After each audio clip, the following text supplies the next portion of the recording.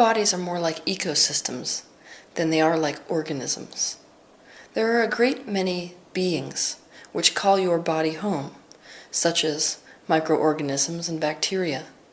You are indivisible from them because they cannot exist without you and you cannot exist without them. But what most people don't know is that your cells and organs of your body are no different. They're endowed with their own consciousness, their own personalities even. The you that you call by your name is really the collection of all of these things. You are in essence a small-scale collective consciousness.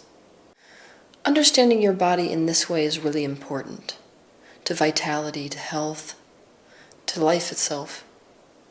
It's really important that you connect with the separate parts of the ecosystem that is your body. And one of the parts of this ecosystem of your body that's the most important to connect with is your heart.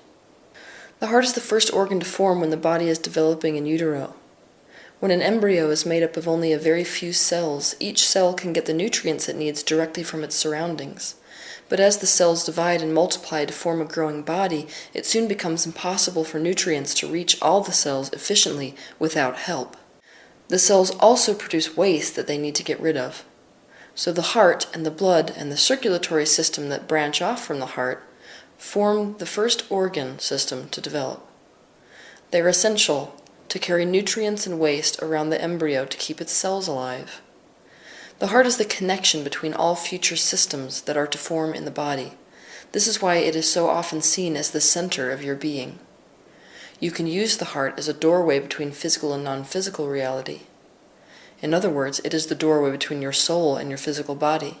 You can also use the heart to send energy to all parts of your body, much like it sends blood to all parts of your body. I want to introduce you to an exercise that you can use on any part of your body, but today we're going to use it on the heart. So to begin with, I want you to close your eyes and I want you to place your hands one on top of the other, straight over your heart. Your heart is located right under your sternum in the center of your chest. And for a minute, I want you to just feel, on an emotional level, on a sensation level, what your heart feels like. If I was to mention one of your friends, the names of them, you would instantly associate a sensation with that friend, your idea of that friend. That sensation is what we call an energetic signature. Your heart, and every organ in your body really, also has a signature. It's how you identify that person as different from everyone else you know, or that organ as different from every other organ. Close your eyes and imagine your heart as a separate being that lives inside you. What does your heart feel like? If your heart were a living being, what personality would this being have? Feel free to visualize your heart as an actual mini being, or even as a mini person if you wish. What would this being want? What would this being dislike? Does this being feel appreciated and loved? Or does it feel ignored and undervalued? Just take some time to be with your heart exactly as it is right here and now and exactly as it feels without needing it to be different. There's no right or wrong way to have a conversation with your heart. Intuitively you know exactly how to do that, but I am going to set forth an example of how you might have a conversation with your heart. Begin by asking your heart directly, what makes you unhappy?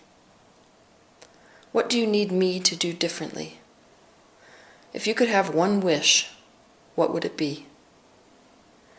And what do you have to tell me? You will receive the answers on an intuitive level. Either you will hear the answers, or you will see them in your mind's eye, or you will just know the answers because they will pop up in your consciousness. Next, it is your turn to address your heart. Acknowledge the concerns which your heart expressed to you. Explain to your heart that you value its perspective and its needs and its wants. After all, your heart represents the perspective of your true self. What do you think your heart needs to hear? Tell that to your heart. You can speak to your heart inside your mind's eye if you don't wish to speak out loud. Next, take steps to fulfill the wish that your heart expressed. Keep in mind this might not be something that can be accomplished in one sitting. It might, for example, be a lifestyle change that your heart wants you to make. Once you feel as if you have reached a place of understanding with your heart, take some time to express gratitude for your heart and for its very special purpose, keeping you full of life, keeping you vital. And then I want you to visualize either gratitude or love flowing into your heart. Imagine that energy being soaked up by the heart and then pumped through the rest of the body. Imagine that love being diffused through all of the capillaries, the blood vessels, the arteries and veins, into every other organ in your body, because the heart is the one that is carrying the love there throughout the totality of your being. Imagine that love soaking into every other organ and every other tiny little cell. Just before you are ready to come back into the room, make a promise to your heart, if you feel ready, that you will always be available to talk to.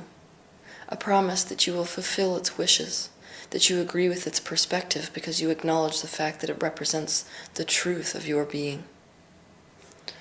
When you're ready to complete the exercise, I want you to take 4 deep breaths, inhaling the oxygen completely into your lungs and allowing the oxygen to completely exit your lungs.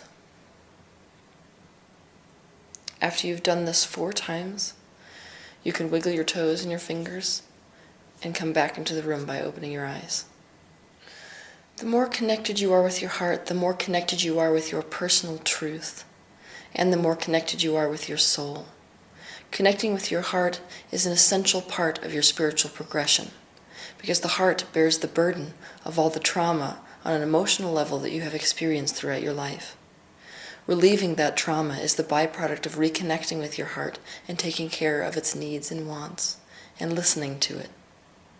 Whether we like it or not, we are in a relationship with our heart. Our heart is our best friend.